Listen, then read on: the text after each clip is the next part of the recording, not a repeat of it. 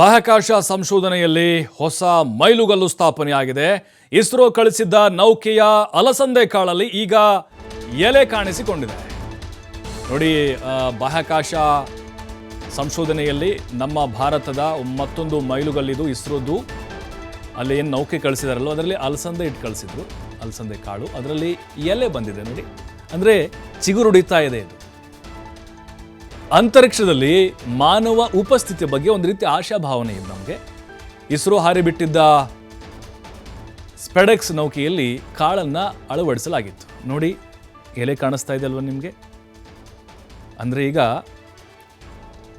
ಚಿಗುರುಡಿತಾ ಇದೆ. ಅದು ಅಲಸಂದೆ ಕಾಳು, ಕಾಳು ಕಾಳಾಗಿರದೆ ಅದು ಈಗ ಎಲೆಗಳಾಗಿದೆ. ನೆಕ್ಸ್ಟ್ ಅದೇನಾದರೂ ಸಸಿ ಆಯಿತು ಅಂತ ಹೇಳಿದ್ರೆ, ಸಸಿ ಖಂಡಿತವಾಗ್ಲೂ ಆಗೋ ಒಂದು ಆಶಾಭಾವನೆ ಇದೆ. ನಮಗೇನು ಗೊತ್ತಾಗ್ತಾ ಇದೆ ಈಗ, ಇದರ ಉದ್ದೇಶ ಏನು? ಮಾನವರು ಅಲ್ಲಿ ಹೋಗ್ಬೋದಾ, ಹೋಗಿ ಬರಬಹುದಾ?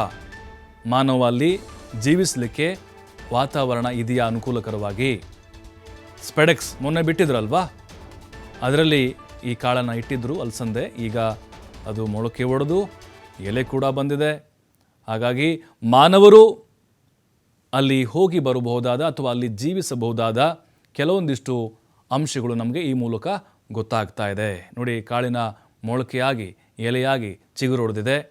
ಅಂದರೆ ಸಸ್ಯ ಬೆಳೆಸುವಂಥ ಸಾಮರ್ಥ್ಯ ಇದೆ ಅನ್ನೋದು ಗೊತ್ತಾಯಿತು. ಭವಿಷ್ಯದ ಸುದೀರ್ಘ ಯೋಜನೆಗಳಿಗೆ ಇದು ಸಹಕಾರಿಯಾಗುತ್ತೆ. ಸಸ್ಯಗಳು ಸೂಕ್ಷ್ಮ ಗುರುತ್ವಕ್ಕೆ ಹೇಗೆ ಹೊಂದಿಕೊಳ್ಳುತ್ತವೆ ಎಂಬುದಕ್ಕೆ ಒಂದು ಸಂಶೋಧನೆ ಇದು.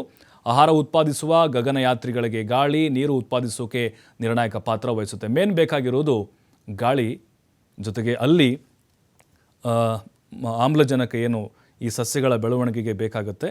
ಮನುಷ್ಯನಿಗೂ ಕೂಡ ಇದು ಪೂರಕವಾಗಿದೆ ಅನ್ನೋದಕ್ಕೆ ಈ ಒಂದು ಬೆಳವಣಿಗೆ ಸಾಕ್ಷಿಯಾಗಿದೆ.